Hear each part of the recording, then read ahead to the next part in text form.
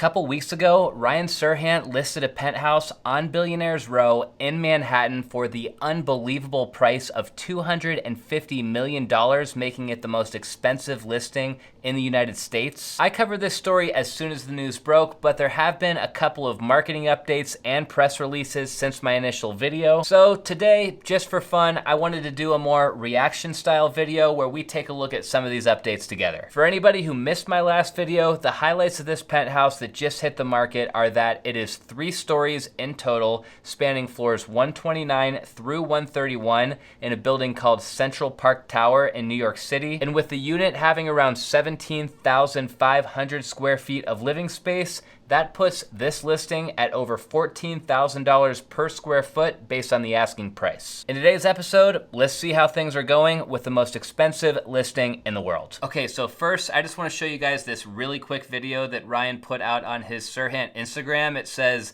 POV, you're walking down the 3-floor staircase in your $250 million New York City penthouse. And it basically just shows the same thing over and over again in like a 3-second loop, but just look at that view that you see when you turn the corner of that staircase to Central Park. You are so high in the sky, and this perspective as he's coming down the stairs almost feels like you can just fall right down those staircase and out the window. It's kind of freaky, but it's pretty awesome. Of course, there's some pretty good comments on this post. This person, Nick Unger1, says, sorry, but if I'm paying $250 million for a 3-story penthouse, 1,400 feet in the air, it better have a slide.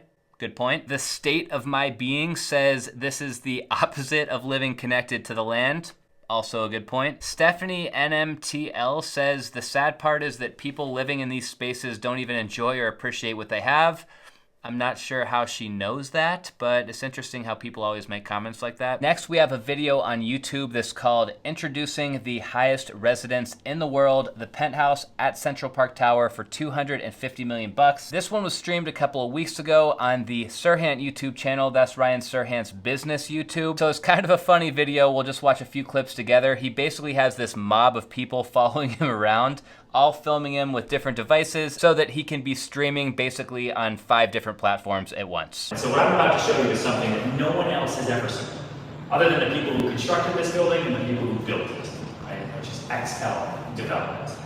This is the penthouse at Central Park Tower. But I'm going to show you my 3 favorite moments in this apartment. Starting with, if you look up, this 50-foot architectural staircase. He already tells us he's not going to show us basically anything in this apartment. It's being kept super private. The only people who get to see it are people who are actually touring it, qualified buyers. Come on, everybody.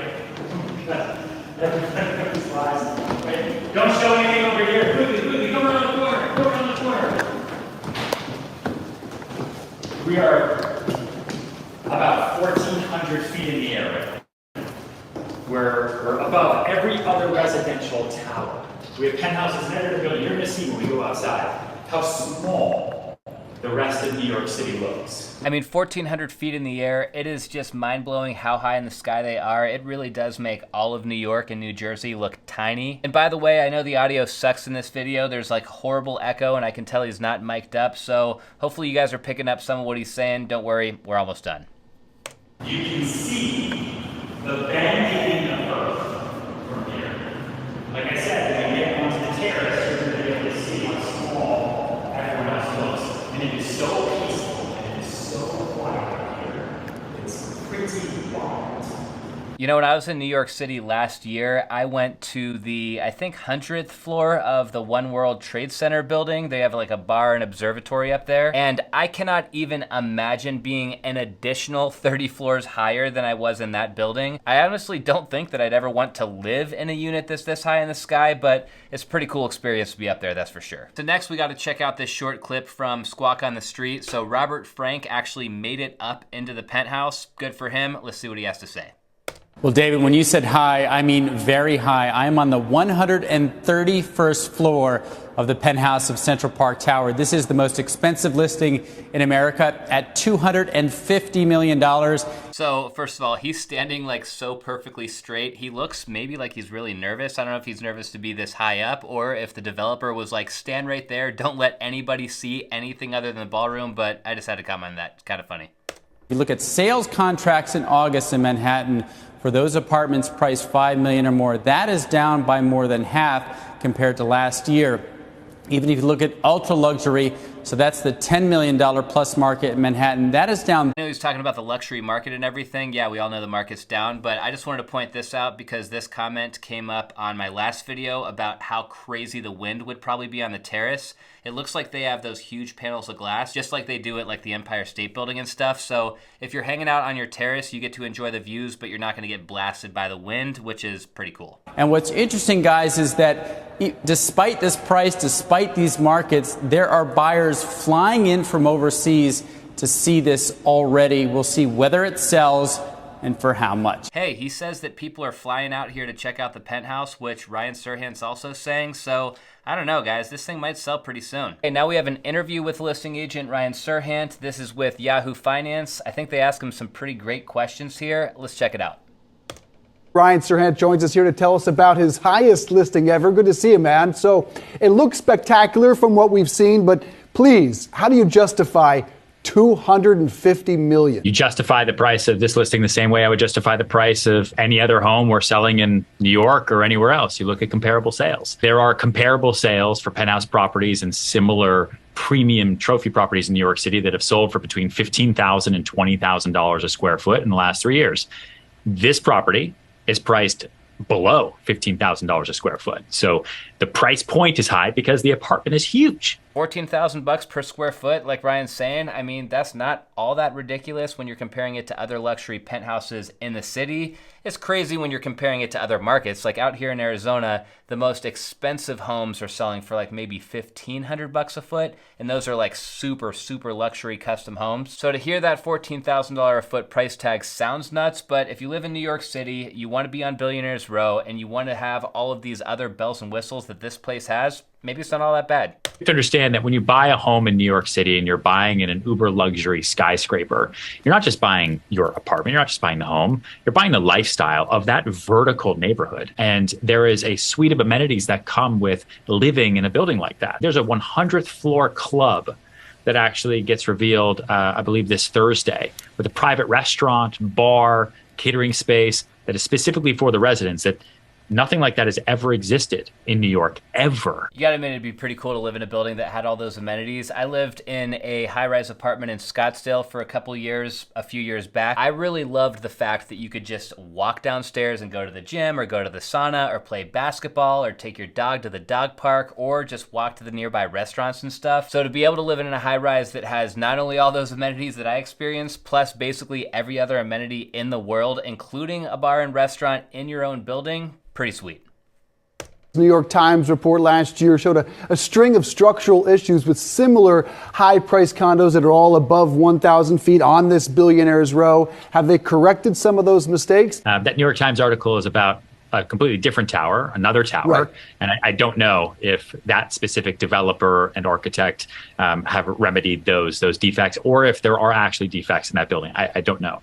Sometimes you'll have owners in high-priced buildings just sue developers because New York City is pretty litigation happy, and if they see money to be won, they try to go after it. I love that this interview brought up that New York Times article. If you guys have been following the channel for a while, you know I've referenced that article a couple times too. It's related to 432 Park Avenue. It's another building on Billionaires Row, a building that's really cool actually, but is suffering a ton of issues with like swaying and creaking and mechanical issues with the elevators and stuff. But anyways, it's funny the interviewer brought that up, and I think Ryan answered the question really well. First of all, we don't even know if those issues still exist at 432 Park. Second of all, it's a completely different building. It's irrelevant to this listing. We listed this apartment yesterday. I have 3 showings to 3 billionaires this week. The purchaser of this apartment is not worried about slightly higher interest rates. It's been pretty incredible, and people are looking at a way, especially in volatile markets, to diversify their assets. The market's a bit sketchy right now, and the stock market's down, and the real estate market is softening, but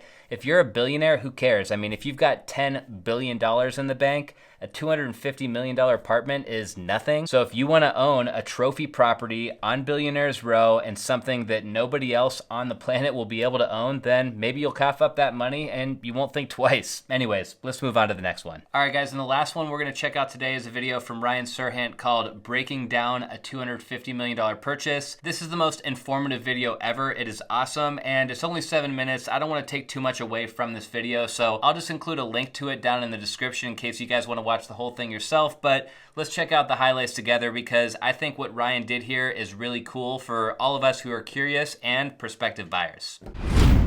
I just listed the most expensive home in the United States, the highest residential home in the world, for $250 million. And what's crazier even than that is that if it sells, this is how it works out financially. His energy is next level. With a purchase price of $250 million, you're not just paying $250 million. There's closing costs involved. In new construction in New York City, you have some very specific closing costs. First up, you pay a New York State and a New York City transfer tax. Transfer tax to New York State and New York City is 2.075%. Then you have what's called the luxury tax or the mansion tax. And if the purchase price is over $25 million in New York City, that mansion tax is 3.9%. Okay, wow, so I didn't even know that these two taxes existed out there in New York. I mean, I'd heard of them before, but the transfer tax and the luxury tax, you're paying $15 million just to buy this place. I'm not really sure where that money is going, but this isn't a channel about that, so let's move on. There's a good chance that this person might also get financing. You know how to know this? Because people get financing for huge purchases all the time. I like that he mentions this because I have talked about this in previous videos when talking about all these mega mansions that I cover on here. These luxury buyers do oftentimes use financing. Why? Just because that's a smart thing to do, or at least it has been over the past couple of years when interest rates have been at all-time lows. So yeah, just because this place is $250 million and the person who buys it is going to be worth probably $10+ billion, even though they have the cash in the bank, they very likely might still get a loan, so it's relevant to talk about this. At 6% interest, which is the interest rates that we're dealing with in the world right now, that's a monthly mortgage payment of about $1.2 million. And that's before the monthly common charges and your monthly real estate taxes, which those two combined are an additional just under $80,000 a month. You get a loan on this place with those HOA dues and taxes, $1.3 million per month. I mean, that's more than some people make in their entire lifetime. They're having to pay this every single month on an apartment that they're probably never even going to live in full time. How much you can make when you sell a $250 million property. 6% of $250 million is $15 million. Which means that his cut, if he sells this place, would be $7.5 million, and then he doesn't really have to cut that up with anybody because he's the boss of the shop, so he gets the full 7.5. Add that up with all of his other commissions for the year, then he pays taxes on everything. Ryan is making a fortune as a real estate agent in New York, and honestly, I'm gonna sound like a Ryan Serhant fanboy throughout this video, but I think he deserves it. He's working his butt off. He's doing an awesome job. When you look at the property itself, I mean, there's really nothing like this place available out there on planet Earth, so from that standpoint, I'm sure there is some billionaire buyer out there who wants to have this place. And yes, for that same price, you could get some mega mansion in Bel Air. I mean, you could look at the one that sold earlier this year for $141 million. But hey, some people might not want a 100,000 square foot property out in Bel Air. Maybe they just want to live on Billionaires Row up in the clouds with the birds. I'm looking forward to seeing how this one unfolds. As always, thank you guys so much for watching. I'll see you next time.